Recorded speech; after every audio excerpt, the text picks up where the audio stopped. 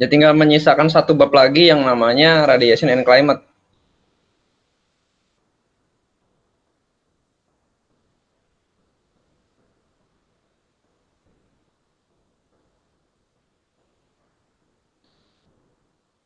Ya, tinggal ini ya. Oke, jadi apa namanya? Radiatif proses itu ya.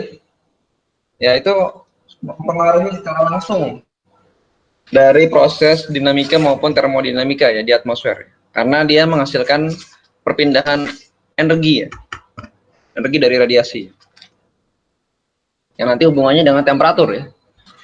Kemudian apa namanya di bagian atas atmosfer ya, itu juga ada peristiwa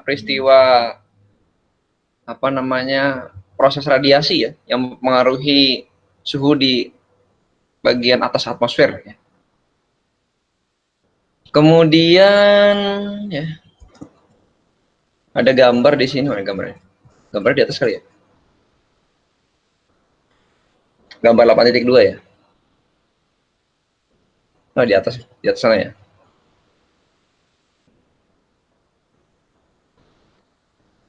Kemudian ya di bagian kutub ya dia apa namanya cenderung lebih rendah karena pada posisi-posisi matahari yang menjauhi suatu kutub itu ya, misalnya lagi di utara berarti di selatan sedang menjauhi kan.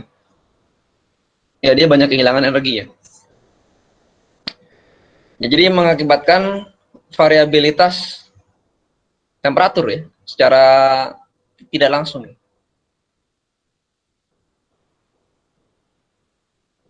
Ya, jadi kita mengenal adanya perbedaan atau gradien temperatur suhu antara dari kutub sampai ke ekuator ya.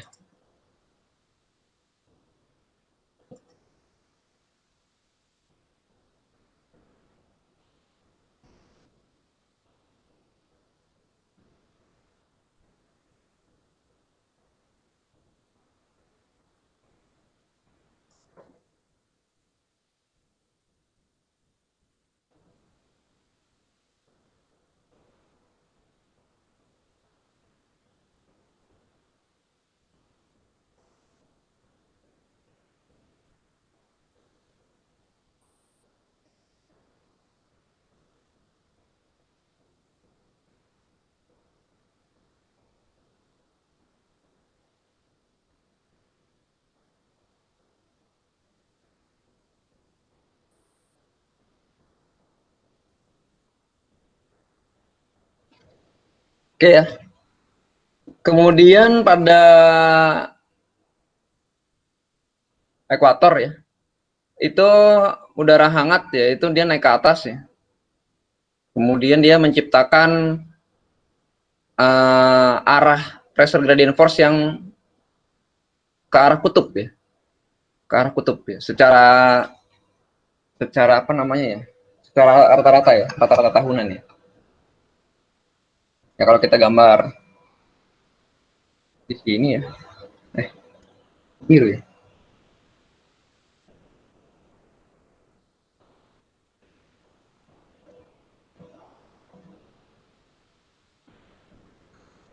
Kalau kita gambar gini,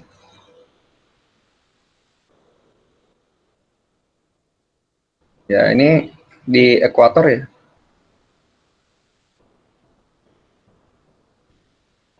Kalau pada model satu sel ya, kira-kira gini kan.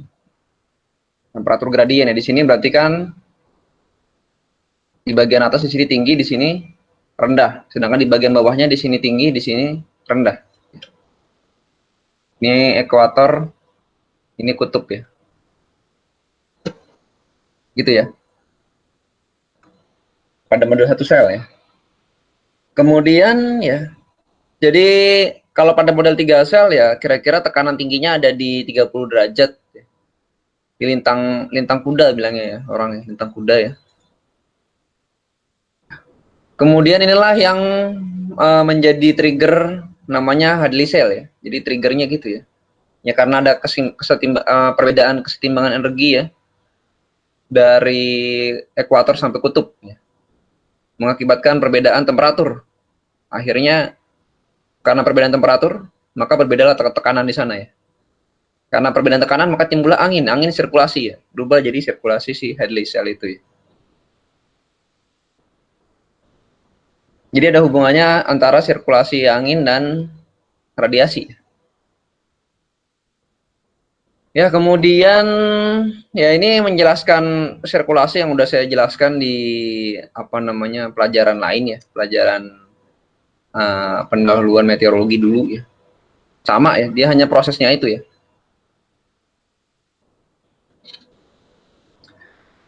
Kemudian di sini yang istilah baru adalah yang namanya baroklinik ya, instability atau kesetimbangan apa? Uh, kesetimbangan baroklinis ya. Ya. Intinya apa kesetimbangan baroklinisnya? Itu adalah adanya angin zonal termal ya, angin termal ya. Angin termal dia berarti sebenarnya bukan angin termal ini bukan angin yang suhunya bagaimana ya. Ini hanya namanya aja ya. Jadi baroclinic instability itu adalah ya keadaan ya. Keadaan atmosfer ya. Apakah dia stabil atau labil ya? Itu bergantung pada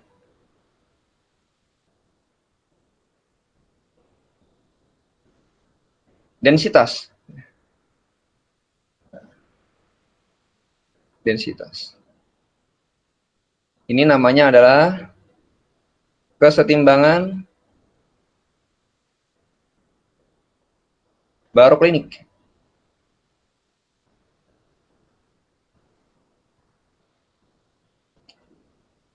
Ya, ini nanti sistem baroklinik ini ya mengakibatkan terbentuknya yang namanya front. Ada peristiwa-peristiwa front ya. Ada front, kemudian jet stream dan sebagainya ya. Termasuk juga sampai apa namanya gelombang Rossby ya, sampai ke situ ya.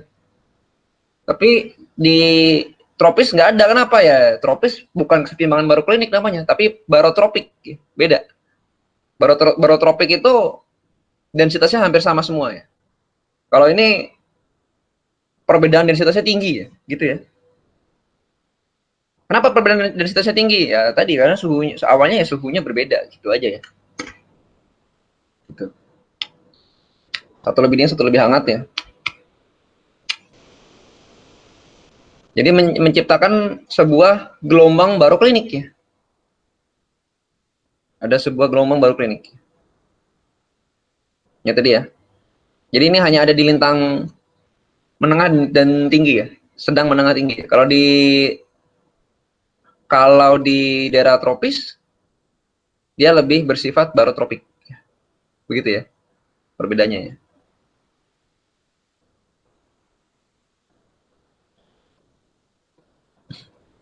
Oke, kemudian apalagi ya? Hmm,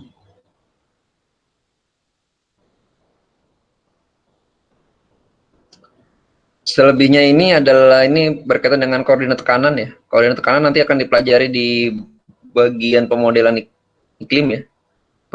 Bagian pemodelan numerik ya. Jadi koordinatnya ada dua, ada koordinat sigma ya dan koordinat tekanan. Ini nanti aja ya. Karena di buku ini kan dia kan menganggapnya nggak dapat pelajaran lain, jadi dia dibahas semua di sini. Ya ini lebih banyak ke pemodelan ya. Ada skema Rakawal, ya dia bilang.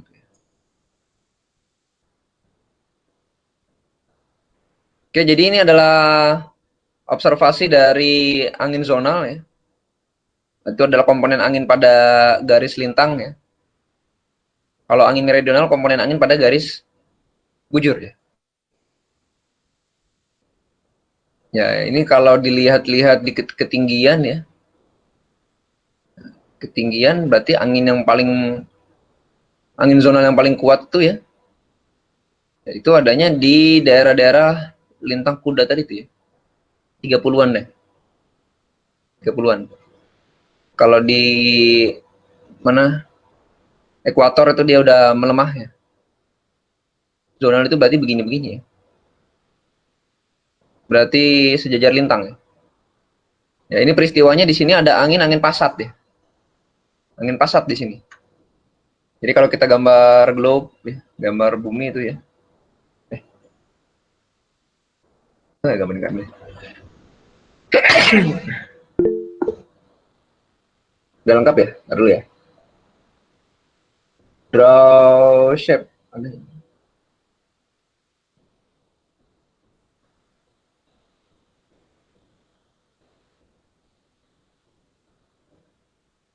Ya kalau kita gambar bumi di sini ya. Nah, di sini misalnya di garis 30 ya. Itu ada peristiwa angin namanya angin pasat ya. Angin pasat ini sangat kuat ya.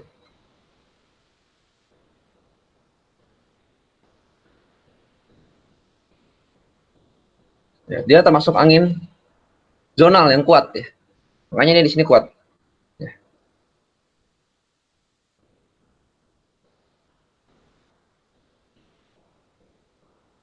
Oke, kemudian apa namanya di sini temperatur ya. Temperatur otomatis yang paling tinggi adalah di bagian daerah tropik ya. Yang tinggi di sana ya. Ya, jadi perhitungan-perhitungan inilah yang dimasukkan ke dalam ya, rumus-rumus ini yang dimasukkan ke dalam GCM, Global Climate Model. Jadi dia memasukkan perhitungan-perhitungan yang kita sebut dengan forcing. Jadi isi model klimat itu sekali lagi adalah forcing. Tapi kalau udah jadi reanalisis berarti udah dimasukin data gitu ya. Kalau sebelum ada reanalisis dia benar-benar adalah sebuah forcing aja. Ini adalah radiative forcing dari awan ya. Jadi forcingnya macam-macam ya. Ini kalau ini dari awan ya. Awan itu punya benar-benar ini bagian daripada GCM ya. Perhitungan fisik dan matematiknya ya. Dari laut, kemudian udara, kemudian darat, laut dan es ya. Nah, itu ada prosesnya macam-macam ini dimasukkan ya. Berupa apa? Berupa rumus ya. Rumus yang ditulis ke dalam bahasa Fortran ya. Dan dia masing-masing rumus itu dia satu file ya, jadi digabungkan gitu. Digabungkan ya. Jadi gitu ya. Di dalam sebuah pemodelan iklim ya. Kemudian ada juga internal radiative forcing ya. Dari pengaruh IR ya, radiasi gelombang panjang ya. Di dalam apa namanya? Pemodelan iklim ya. Sebenarnya gelombang panjang ini hanya menyumbangkan sedikit saja kenaikan suhu ya. Dikit banget ya. Dikit. Ya kira-kira 2 derajat Celcius per hari ya.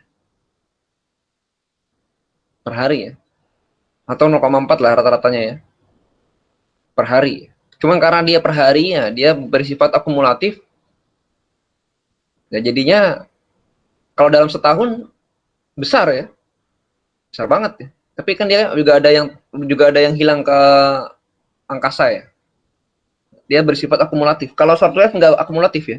Short wave dia mataharinya hilang udah selesai short wave-nya. Gitu ya. Sekali lagi ya, gelombang pendek itu kalau sumbernya hilang udah nggak ada lagi. Hilang udah. Sumbernya kan jadi malam hari, udah berhenti short wave-nya. Nggak ada lagi penghasil short wave kecuali matahari itu. Ya. Kemudian tapi kalau long wave enggak ya. Long wave itu siang malam ada terus deh. Ada terus. Kalau malam hari ya mungkin dia lebih sedikit ya. Tapi tetap ada, makanya dia hangat kalau malam hari. Kita tetap dalam keadaan hangat. Nggak terlalu dingin ya. Aslinya kan dia kan harusnya kan malam hari itu minus 15 derajat Celcius ya. Kalau nggak ada atmosfer, nggak ada IR itu ya. Sama sekali nggak ada IR.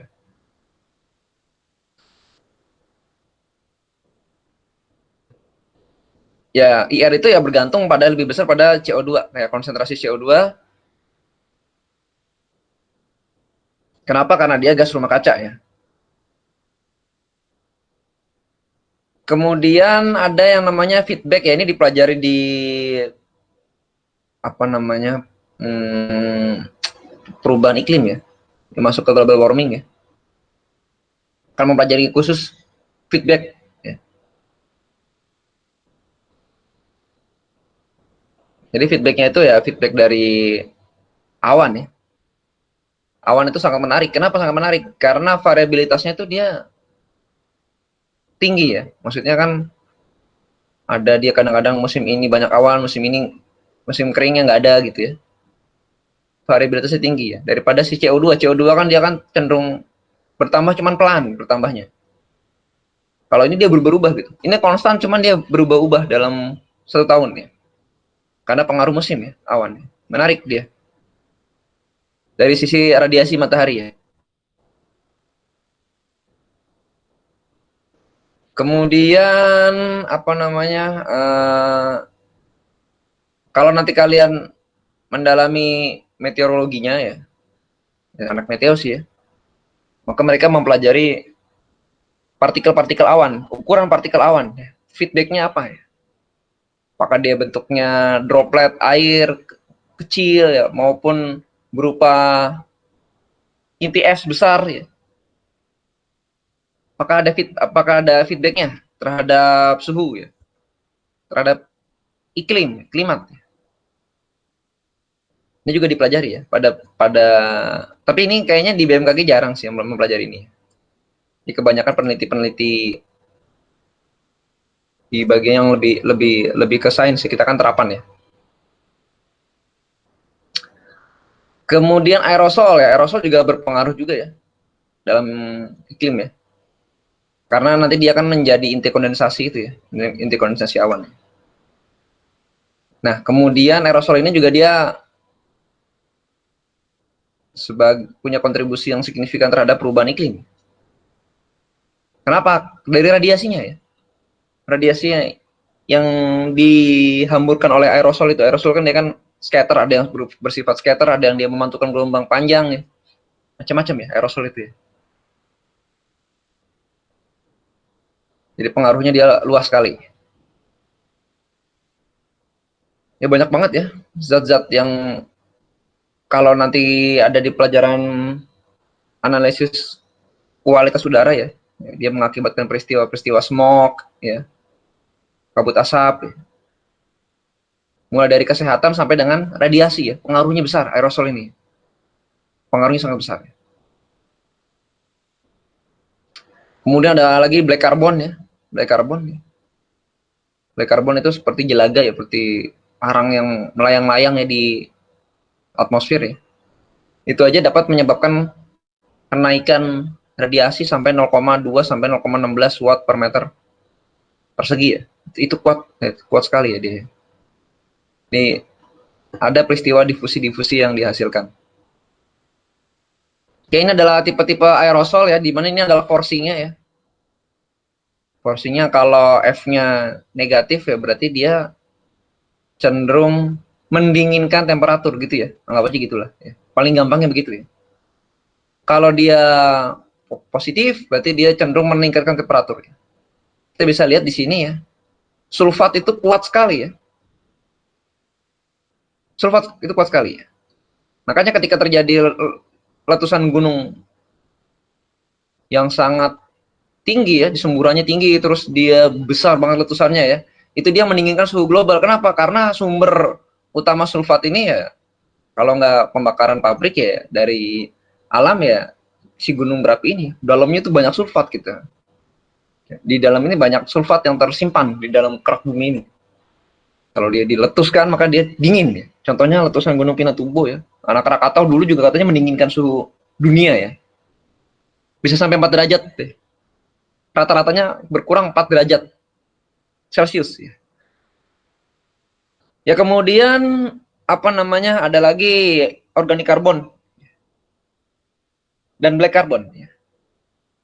Dan juga bahan bakar fosil itu dia menaikkan ya. Menaikkan suhu bumi ya.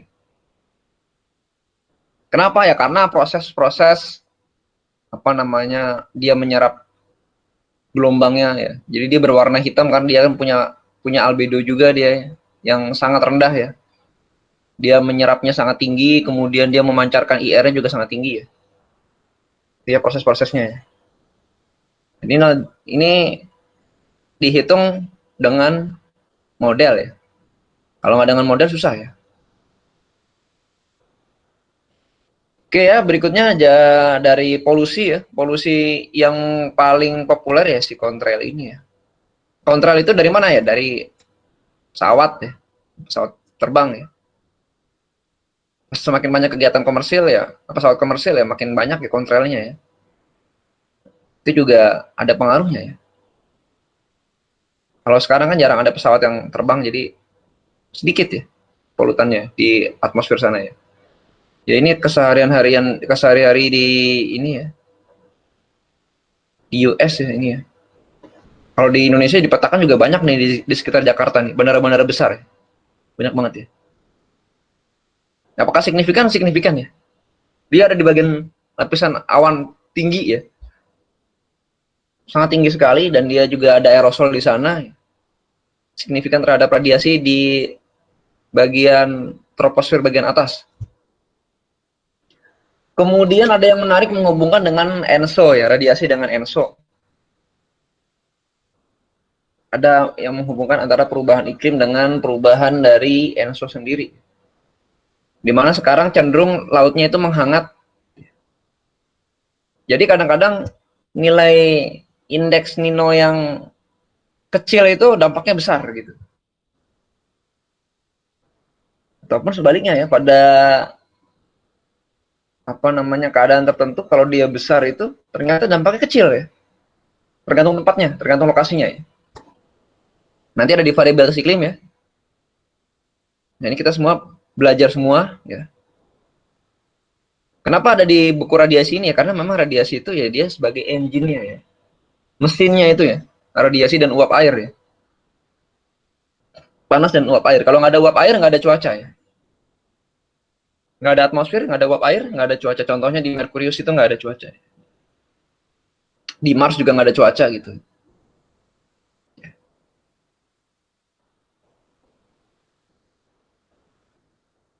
Oke ya. Jadi intinya pertemuan ini membahas tentang beberapa, nanti pada detail-detailnya kalian bisa baca sendiri ya. Membahas keterkaitan radiasi ya terhadap apa namanya fenomena-fenomena iklim ya yang coba digambarkan oleh GCM, Global Climate Model ya, GCM. Jadi pelajaran khusus tentang Global Climate Model itu akan kalian dapatkan di semester 5 ya, di semester 5 ya. NWP kalau bukan ya. Pemodelan iklim numerik ya gitulah. Ya jadi di dalamnya itu sekali lagi berisi rumusan-rumusan ya atau matematis dari gejala-gejala fisis yang ada di sini nih. Yang ada di gambar ya di sini ya. Ini semua persamaannya ditulis ke dalam Global Climate Model. Kemudian di running ya, akan menghasilkanlah model. Model ini nanti kalau kita coba satukan, kita coba asimilasi, perbaiki dengan data observasi namanya model reanalisis. Jadi gitu ya, ada reanalisis, ada model iklim ya.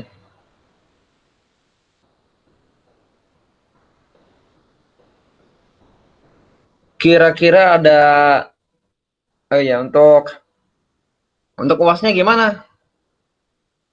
Untuk UASnya akan ada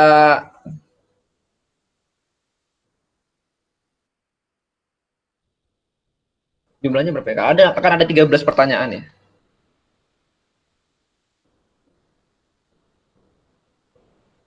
Untuk UAS ya. Akan ada 13 pertanyaan ya. Masing-masing orang dapat satu ya. Ya kira-kira satu atau dua lah.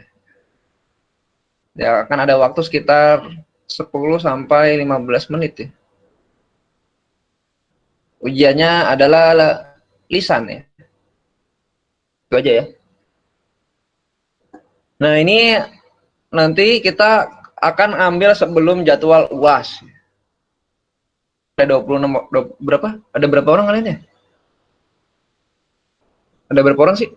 Izin Pak, 26 Pak. Izin Pak, 26 ya? Ada 26 ya? Ya silakan kalian sambil buka bukunya juga boleh ya. Tapi sih kalau bisa sih buka catatan ya. Tapi kalau nggak ada catatannya, ya udah. Berarti kalau waktunya habis ya sudah, waktunya habis ya ganti orang berarti ya. Jadi kalau bisa dipersiapkan dengan baik, sini ya.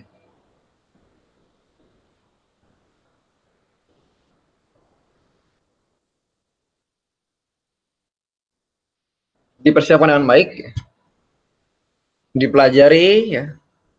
Kisi-kisinya adalah ya yang udah dijelaskan ya.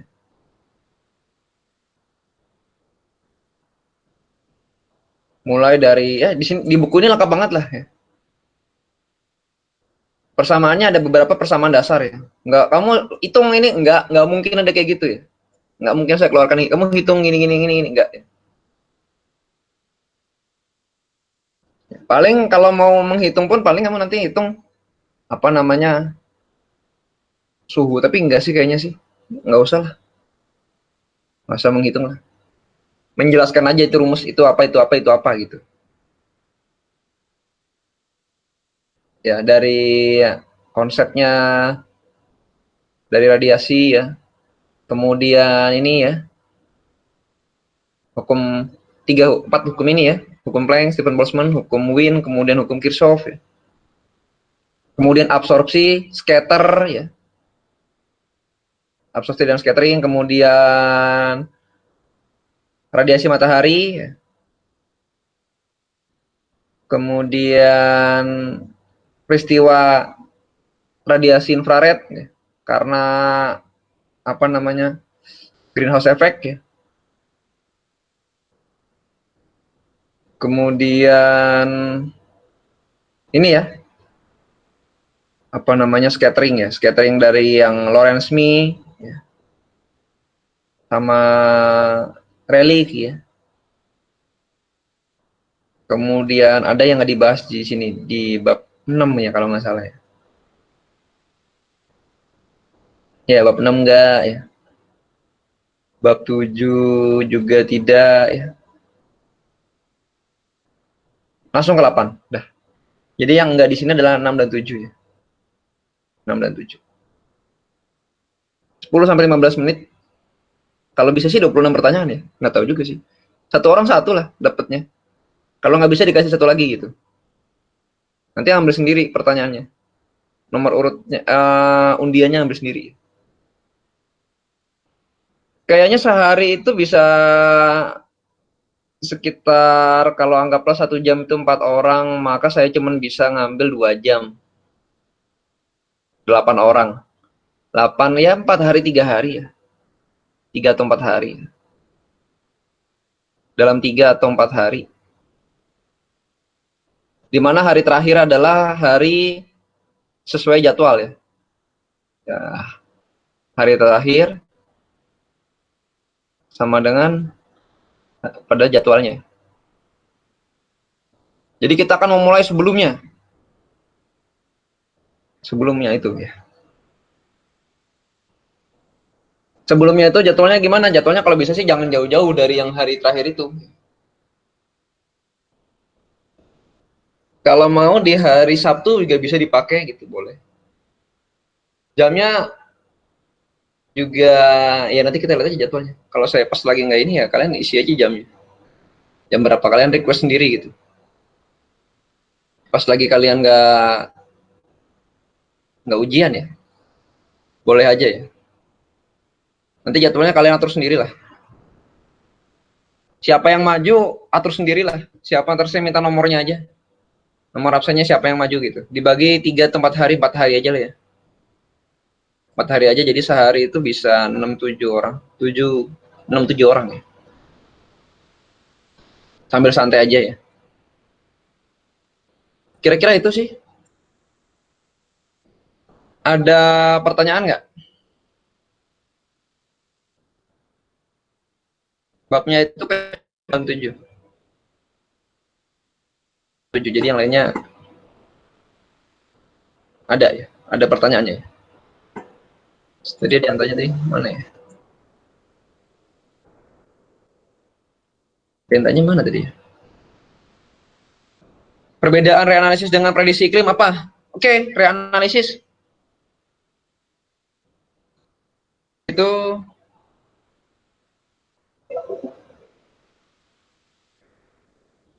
periodenya adalah ini misalnya T ya. Belakang ya. Ya, ini T min N plus N ya. Gitu ya. Sini data reanalisis ya.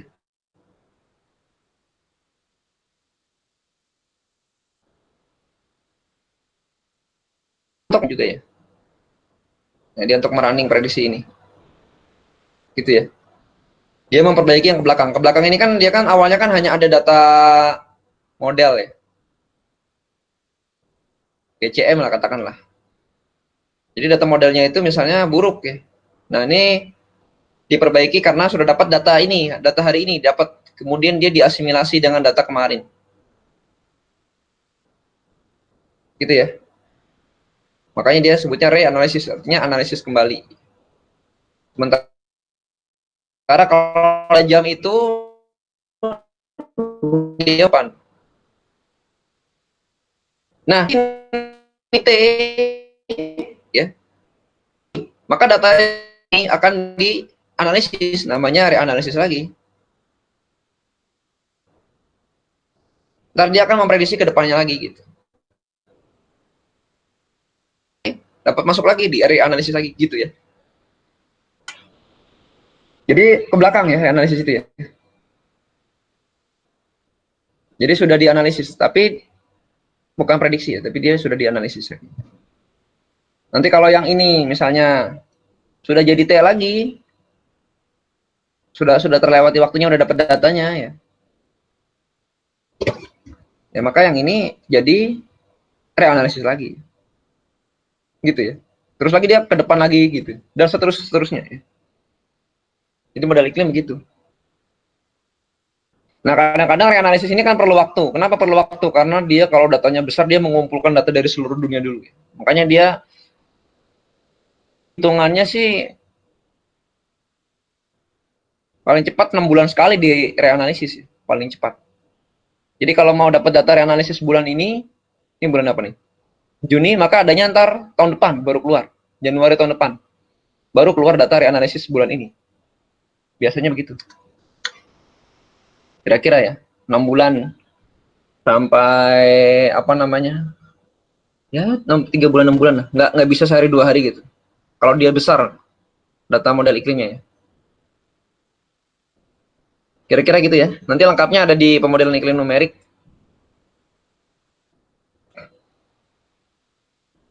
Ada lagi yang ingin bertanya? Nanti saya siapkan slot waktunya, nanti kalian atur sendiri itu ya. Slotnya jam berapa ya.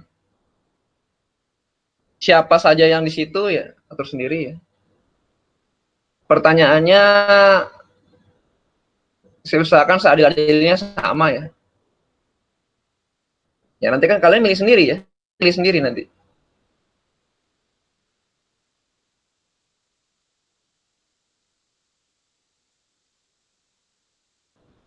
Nanti apa namanya? Pertanyaannya ada 2 misalnya kalau yang ada yang kurang bagus. Oke, gimana?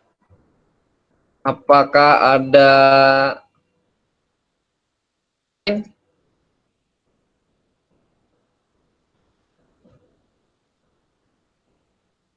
Siap, cukup Pak. cukup ya? Belajar prinsip-prinsipnya aja ya. Nggak perlu ya, kalian juga kalau lagi ditanya mau cari-cari juga boleh aja. Apa itu ya, kalau punya catatan ya.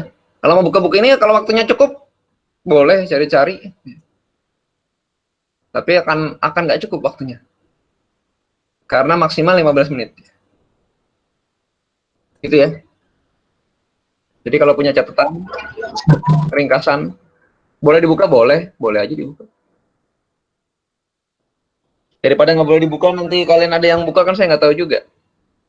Ya, jadi boleh aja dibuka sih. Cuman kalau waktunya habis, sudah ganti orang. Jadi jangan menghabiskan waktu untuk buka-buka gitu. Jadi kalau bisa sih sudah ada ringkasannya di situ, tinggal ngomong aja. Oke, dan itu harus menyalakan kamera kalau nggak mau pakai komputer, pakai handphone. Jadi saya harus ngeliat muka kalian tuh. Ya, saat di interview ya. Siapa? Kayaknya sih lewat WhatsApp aja kayaknya ya. Biar gampang ya. Lewat WhatsApp bisa, mau Google Meet juga bisa ya. Ntar saya lihat ya, jadi di handphone itu nanti kalian install Hangout ya. Di Hangout itu kita bisa pertemuan kayak gini, mungkin udah ada yang tahu juga sih. Kalau misalnya ada yang sinyalnya jelek sekali ya, saya pakai WhatsApp aja. Gitu, ntar di ini aja. Diatur aja. Ada pertanyaan lagi? Nggak ada?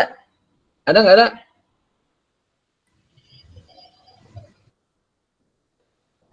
Saya cukup, Pak. Cukup ya. Jadi nanti kita ketemu lagi kira-kira untuk apa namanya sinoptiknya jam 10 ya. Karena saya mau ada kegiatan sebentar ya. Jam 10 ya. Jam 10 nanti tema kita adalah melanjutkan WXREF. Ada contoh soal ya. Nanti kita coba bikin WXREF-nya. Oke? Siapa? Udah nggak ada pertanyaan? Nggak ada? Kalau nggak ada, ya Pak. sampai jumpa kembali nanti. Siap, terima kasih Pak. Terima kasih banyak, Pak.